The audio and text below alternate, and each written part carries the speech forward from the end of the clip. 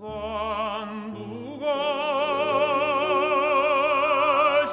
сандугаш, gitme gitme sandугаш, kanatlarım taldırıp, tuğan jirine kaldırıp, bizde dueb istensin, şek suların eştensin.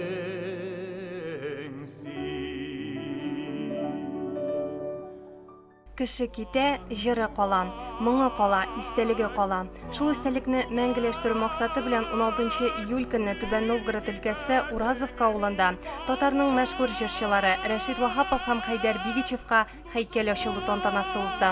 Чарада Татарстан Республикасы Президенты Рөстәм Миңнеханов, Түбән Новгород өлкәсе губернаторы Валерий Шанцев һәм башка мәртәбәле кунаклар катнашты. Аларның сәламләвен халык алкышлар белән якын итеп кабул итте.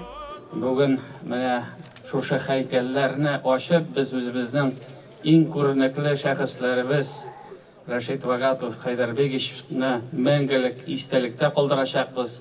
Һәм шушы эшне оештырып, башкарып чыгарган кешеләргә бик зур рәхмәт. Валерий Павлович, отдельные слова благодарности вам за такой праздник, за ваше внимание, то, что вот вы пригласили меня в день открытия Сабантуя. Мы отметили вот этих людей, которые вознесли нашу татарскую нацию, сделали узнаваемыми и оставили огромный след. Большое спасибо. Бик зур рәхмәт кул чабыйгале җитәкчеләргә. Һәм сезгә бик зур рәхмәт. Менә шулай итеп истә тотасыз үзебезнең милләттәшләрне җыеласыз. Татар халкы ул бердән. Бердән булса көчле булабыз. Сезгә барыгызга да шулай киләчәктә дә бергә булырга, безгә бергә булырга, көчле булырга һәм үзебезнең телебезне, гореф-гадәтләребезне, динебезне онытмаска. Бик зур рәхмәт, бәйрәм белән сезне. Рәхмәт сезгә. СНСС, кадерле дуслар! Здравствуйте, дорогие друзья! Я очень рад сегодня в эту прекрасную погоду здесь, в районном центре Уразовске, приветствовать вас и поздравить с федеральным Сабантуем. Этот праздник давно уже полюбился всем нам, и достойно провести его, конечно, это значит вписать новую, прекрасную страницу в летопись истории Нижегородской земли. И очень важно, что эта страница сегодня начинается здесь, в Уразовске, с открытия памятника Рашиту Вахапову и Хайдару Бигичеву. Нижегородская земля взрастила немало славных сынов, но в их ряду особое место занимают эти два великих исполнителя. Они внесли, безусловно, существенный, весомый вклад в развитие эстрадно-вокального искусства, татарской музыкальной культуры. Их жизнь, их творчество, безусловно, является примером для многих нас, как надо служить своей родине. Открывая сегодня этот памятник, мы не только отдаем дань памяти героям, личностям выдающимся, которые прославили нашу Нижегородскую землю, мы вместе с тем приобщаемся к уникальной татарской культуре. Әлеге һәйкәлләрне ачу идеясы авторы Рәшит Вахапов исемендәге фонд җитәкчесе Рифат Фаттахов. Нәкъ менә аның тырышлыгы белән бу зур эш башкарылып чыкты. Һәйкәл ул милли хәтер дигән сүз. Милли хәтер ул милли үзаңның нигезе дигән сүз. Милли үзаң ул милләтне саклау, үстерү дигән сүз. Сегодня действительно очень большой праздник на нашей Нижегородской земле, но до этого, пользуясь возможностью в присутствии всех своих земляков, я бы хотел ответственно заявить, что в Республике Татарстан проводится большая работа по увековечению наших великих татар-нижегородцев, наших земляков и, конечно, прежде всего таких ярких фигур, как Рашит Вахапов и Хайдар Бигичев. Рустам Нургалевич Кабрин очень бик зур рәхмәт әйтик. Бик зор рахмат. И символично, что вот первым идею создания памятника Рашиду Вагапову и Хайдару Бегичеву на Нижегородской земле, эту идею первым поддержал именно наш уважаемый президент Рустам Нургалиевич Минниханов. Бик зор рахмат. И нам была оказана очень большая и финансовая, и, конечно, моральная, политическая поддержка. А доброту, которую проявил Рустам Нургалиевич по отношению к нашему родному краю, нашим великим землякам, на эту доброту наш уважаемый губернатор Валерий Павлинович Шанцев ответил тем же. Благодаря Валерию Павлиновичу была проведена огромная работа на нашей Краснооктябрьской земле. Вы это прекрасно знаете. Более того, я бы хотел еще раз подчеркнуть, что все вопросы, которые поднимаются в нашей области, именно в области решения национальных культурных проблем, нашим губернатором решаются очень добро и мудро. Огромное вам спасибо, Валерий Павлинович. Сегодняшний памятник – это фактически совместный проект наших двух лидеров, наших двух регионов, наших двух народов.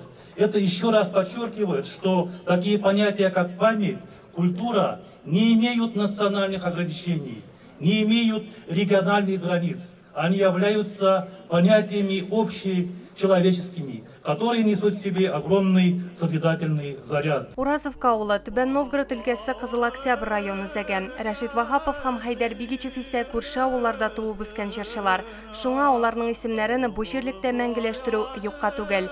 Хайдар Бигичевның тормыш иптәше, җырчы Зөһрә Сахабиева легендар җырчыларның милли иҗатка керткән өлеше турында сөйләп узды.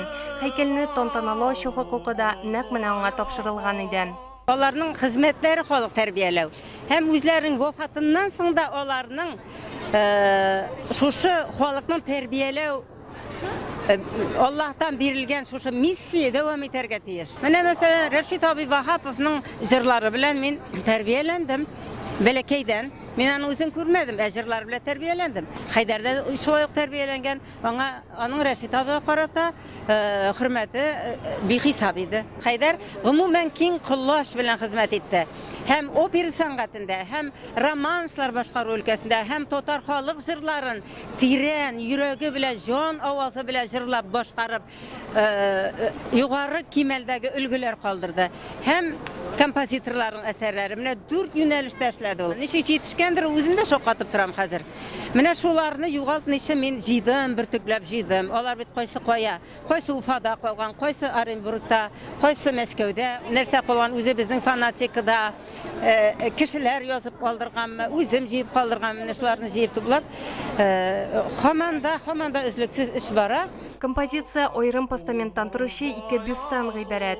Алар янында җырчылар турында мәгълүмат белән 2 стела да урнаштырылган. Бюстлар бакырдан ясалган. Скульпторы Мәхмүд Гасыймов, архитекторы Герман Бакулин. Авторлар сүзләре буенча әлеге һәйкәлләр иң кыска вакыт аралыгында 1 ай эчендә иҗат ителгән.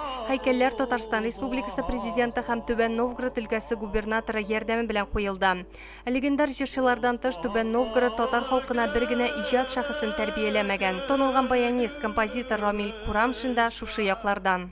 Бу әлбәттә теге гадәти ниндидер бер эстрада концерты түгел, бу бик зур вакыйга. Чөнки менә бер төбәктән, менә бу Нижгар төбәге, мин дә шунда туып үстем. Мин хәтта 61 елда Рәшит абый килде үзенең менә туган ягына. Мин ул вакытта 7нче сыйныфны тәмамлаган 14 яшьлек малай идем. Мин ул концертта булдым. Рәшит абыны мин терек килеш сәхнәдә җырлаган күргән кеше. Шуңа күрә ул миңа гомер буе горурланып сөйләмәй әйтә. Мин Рәшит абый күргән. Ул зур мәхәббәт, гәүдәле шибәр кеше иде. Әле ул вакытта микрофоннар да юк иде. Ул үз тавышы белән җырладан, гөрләп торган тавышы инде. Аннан аның исеме дөресен әйтәм, мин 64 инде Казанга укырга киттем. Әкелеп онытыла башлаган иде. Менә бәхеткә аның авылыннан Рифат Фәттахов дигән егет Казанга килеп журналистика факультетын тәмамлады. Менә ул өлкән курста укыган да инде. Рәшит абыйның 80 еллыгын үткәрде менә монда башта. Үзенең авылында, Актук авылында. Аннан көзен Казанда Тинчурин театрында булды. Һәм шуннан соң Рәшит Вахапов исеме халыкка яңадан кайтты дияргә була. Шуннан соң ул аны Рәшит Вахапов исемендә конкурс үткәрә башлады. Ансы бигрәк тә бик файдалы нәрсә булды ул. Чөнки ул конкурстан да әлеге заман шырды бирде җырлар җырлап бер кем була алмыйсың. Анда ул батмый дигәндәй. Анда менә үзебезнең шын композиторлардан классик әсәрләрен, халык җырларын җырларга кирәк. Һәм әлбәттә Рәшит абыйның репертуарыннан, аның репертуары бик зур иде. Халык көйләрдә, җырлары да композитор, шын композитор әсәрләрдә. Менә шуннан китте. Хәзер инде һәр менә яшь кешедән сорасаң да кем ул Рәшит Вахапов дип әйтмәячәк. Чөнки ул аны күтәрде шума. Аннан 2 китабының турында язып чыкты. Менә шулай кирәк. Ул бит беләсеңме, ул үлгән кешегә берни кирәк инде. Ул Алла янында, җмактан да аларның урынында. Ул менә исәннәр өчен, менә яшь буыннар өчен кирәк. Ана менә бу һәйкәлләр ашу аңа һәм икенче буынчылардан дип әйтгәндә Хайдар Биевскә менә бу бюст һәйкәлләр ашу. Ул аның мәгънәсе бик зур, тәрбияви. Менә аларга карап, яшь буны безнең яктан менә нинди кешеләр чыккан дип аңа милли горурлык уяначак. Без төшеп калган халык түгел икән дип. Аннан без бит әле Татарстаннан читтәмен дә. Бу бигрәк тә моның мәгънәсе бар. Алдагы көнне исә халыкка Рәшит Вахапов исемендәге халыкара фестиваленең бәйрәм концерты тәкъдим ителде. Туган ягында чыгыш ясарга татар җыр сәнгатенең танылган йолдызлары кайтты. Алар арасында Хайдар Бигичевның сеңлесе, җырчы Халидә Бигичева да бар иде. Минемчә, инде моңлы җырчыларның бу һәйкәлләре. Бу безнең вакыттагыча. Һәм киләчәктә аларга багышлап бәлкем фестивальләр, ниндер концертлар, сабантуйлар, матур итеп шунда үтәчәк дип өмет итеп каламын. Шул урыннарда дәвамы булачак дип каламын. Монда җырмың яңгыраганы, җырмыңның сиңгәне сизелә инде. Бүгенге концертның барышында ул сизелеп торды. Сайланып алган матур җырчылар үз тавышлары белән шул хәтле матур итеп җырлап, бүген халыкның күңелен юатты. Хайдар абыйны, Рәшит абыйны искә төшерделәр. Менә шундый матур бәйрәмнәрдә тагында күңелләр киңәйеп китә, йөрәкләр киңәйеп китә, шатланып китә. Без тагында туганнар буларак та һәм Бигичевлар буларак та ниндидер шундый зур горурлык, зур шатлык хыялы сизеп торабыз. Кем уйлаган кыска гына вакыт менә шундый 49 яшендә китеп барыр дип. Һәм дә шулай безнең якларда Уразовкага без яшь вакыттан йөрибез бу якларда. Кем уйлаган иде шул вакытта Уразовкада Хайдар абыйма һәйкәл куелыр дип. 49 яшеннән китеп Хайдар абыйма һәйкәл килеп басты бу дөньяда. Мин бигрәк тә Фаттаховка, Рифат Фаттаховка, Әхмәт улына рәхмәт әйтер идем.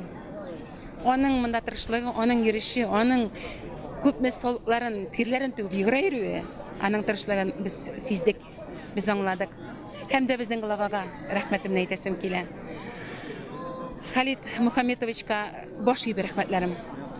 Ул баштап китмәгән булса, ул күтәреп алмаган булса, ярдәмнәрен бирмәгән булса, бар бит әле төрле якта аңлап бетмиләр, төшенеп бетмиләр, кыенчык китереп торалар. Монда юк, бардан булдырабыз, эшлибез, ярдәм итәбез, барсы әйбәт булыр дигән хисләр, хыяллар гына булып торды. Шулай булганда ничек эшләмисең ул зур бәйрәмне? Рәшит Вахапов фестивале катнашучылары яшь җырчылар да чараның мөһимлеген ассызыклады. Бүгенге концертлар беренчедән бик кирәк дип саныйм, чөнки бу Нижгар якларында татарлар бик күп, мишәрләр бик күп. Үзем дә мишәр буларак алар миңа бик тә якын. Шуңа күрәдер бик җылы каршыладылар. Һәйкәл ачу минем уйлавымча зур эш һәм бик кирәкле эш. Чөнки аларны онтырга ярамый, онытмаска кирәк. Алар җырларына карап без җырларга өйрәнгән дисәң дә була. Үзенең туган ягында шундый зур концерт оештыру, зур менә шундый бәйрәм ясау һәм һәйкәл ачу миңа калса бик зур уңай күренеш һәм безгә бик тә ошадымда халык бик җылы каршы ала. Шундый яратып карыйлар бөтенстән, биеп, елмаешып утыралар. Менә алкышлар бик рәхәт менә шундый. Алар шулай итеп безгә яратып караганнарында. Һәйкәл ачылу тантанасы режиссеры Галиәскәр Камал, театр артисты Радик Бариев сүзләренчә бу чарага бик күп көч куелды. Аның бу вакыйгага үз бәйләмәсе. Беренче чиратта мине шундый тәэсирләндерде монда халык җыелуы. Шул матур итеп кабул иттеләр. Инде артистларыбыз Казаннан, безнең Бага фестиваленең лауреатлары, йолдызлар да бар дип әйтергә була. Ул Илһам Валиевлар, Харида Бегичулар, аны бу халык безне бик ярата, бик матур итеп карады. Безнең монда килүебез инде бу тарихи вакыйга, шул инде Хайдар абыйга, Рашид абыйга шундый менә һәйкәлләр ачу. Аларның үзәкләрендә ул бик зур вакыйга, бәйрәм дип әйтер идем. Татар халкы өчен дә, шул Нижгар татарлары өчен дә.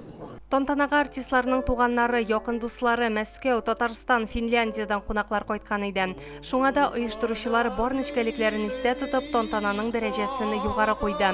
Билгеле, Нижгар татарлары мондый чараларга сусаган. Безгә Казаннан, Башкириядан бик әле сирәк киләләр концертлар. Бундый концертларга без мохтаҗ.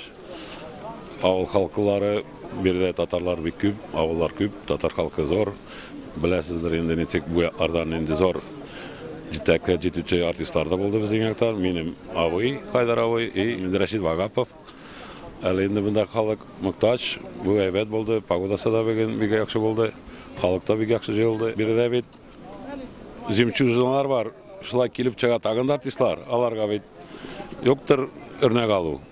Телевизор белән карап та газета укып гына булмый интернетта. Ана шулай үз күзләре белән күргәч, аларга поприятный будет. Яшь балалар үсә, алар да, наверное, теләкләре бардыр шундый сценага менеп кайчандыр җырларга. Без бу әйтәм, тагын да кабат безнең яктан бит күп артистлар чыга. Әлеге бәйрәмнәр якташлар очрашуына яхшы тәргеш ясый. Бәйрәм барышында бер-берсен күптән күрмәгән дуслар да ихлас сөйләшүләр алып барды. Алар бар истәлекләрен яңартты. Күбесе бөек җырчыларны шәхсән белгән, таныш булган кешеләр. Хайдар белән бергә үстек. Китапханәдә ул вакытта избачитальный да уларда безнең. Ул шул избачитальный китаплар китерде. Аны бөтен менә сәнгәшләре, братлары шул китапларны укыйлар иде. Ул бик күргәсе, ул багатир шикелле шундый упитанный бик җырларга сөйди. Аны шул 70 елда ул барды Горькийга шуланы шул вакытта анда алумы өчен талант иде. Анарга әйттеләр, син бердә сиңа кирәк Казанга барга. Шул вакыттан соң Москвага китте, Москвадан соң ул Казанга китеп шул артист булды. Рифат Фаттахов сүзләре белән әйткәндә, һәйкәл ул милли хәтер дигән сүз. Рәшит Вахапов һәм Хайдар Бигичевның хәтерләре чыннан да мәңгеләште хәзер. Чараның шаһитләре әле нинди тарихи вакыйгада катнашканнарын тулысы белән аңлап та бетермәгәннәрдер. Еллар үтү белән бу тантананың кайтавасы әле яңгырар. Бөек дахи җырчылар онытылмас. Гонг ТВ спорт һәм музыка интернет телеканалы өчен Гөлшат Мингазизова.